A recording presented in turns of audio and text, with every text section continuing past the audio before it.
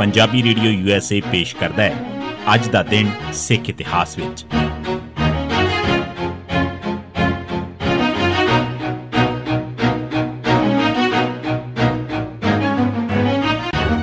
सिख इतिहास दीआं घटनावां च 16 अगस्त का दिन 1604 गुरु ग्रंथ साहिब का पहला प्रकाश होया। गुरु अर्जन साहब अते भाई गुरदास जी ने श्री गुरु ग्रंथ साहिब 31 जुलाई 1604 के दिन तक मुकम्मल कर लिया ते इसका पहला प्रकाश 16 अगस्त 1604 के दिन दरबार साहिब च कीता गया। इसका पहला पाठ करने का मान बाबा बुढ़ा जी नूं हासिल होया। यह ग्रंथ 1757 च अफगान हमले समय करतारपुर च अगनबुद्ध हो गया सी, पर उदों तक इसके बहुत सारे उतारे हो चुके सन। पहले गुरु ग्रंथ साहिब च 5 गुरु साहिब की बाणी तो इलावा भट्टां भगतां ते सूफियां की बाणी शामिल सी। गुरु साहिब कोल भगतां की सारी बाणी एक वक्री किताब च मौजूद सी। इस चों बहुत सारी बाणी गुरु नानक साहिब ने अपनी उदासियां दौरान इकट्ठी करके लियांदी सी। गुरु साहिब ने किसी भी भगत की सारी रचना इस च शामिल नहीं की, बल्कि सिर्फ वो बाणी ही शामिल की जिहड़ी सिख फलसफे नाल कुछ मेल खांदी है।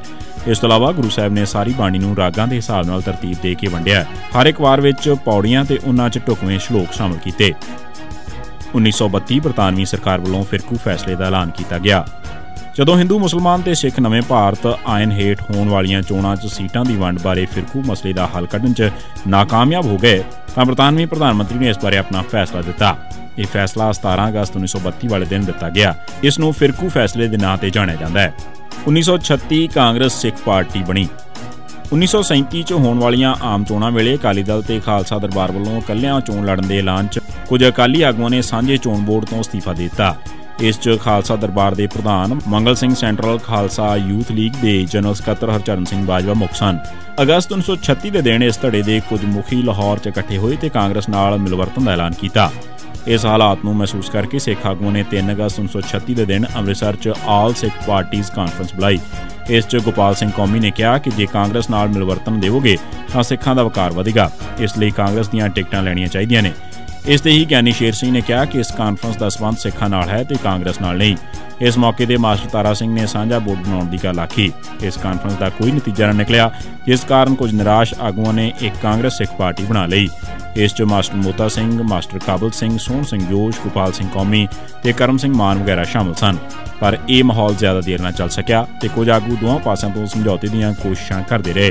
अखीर 13-14 नवंबर 1936 नूं अकाली दल ते कांग्रेस च समझौता हो गया ते यह पार्टी तकरीबन खत्म हो गई। 1988 गुरमीत सिंह चंगरा साइनाइड कैप्सूल निकल के शहीद। 16 अगस्त 1988 के दिन गुरमीत सिंह चंगरा मंडी गोबिंदगढ़ च पुलिस के घेरे च आ गया ते उसने पुलिस के जुल्म सहन मगरों नकली मुकाबले च मारे जाने की थां पोटाशियम साइनाइड का कैप्सूल खा के शहीदी कबूल कर ली। 1999 च जसवीर सिंह अमृतसर नकली मुकाबले शहीद। 16 अगस्त 1999 दिन पुलिस ने जसवीर सिंह पुत्र जोगिंदर सिंह वासी बहादुर नगर अमृतसर नूं एक नकली मुकाबले शहीद किया।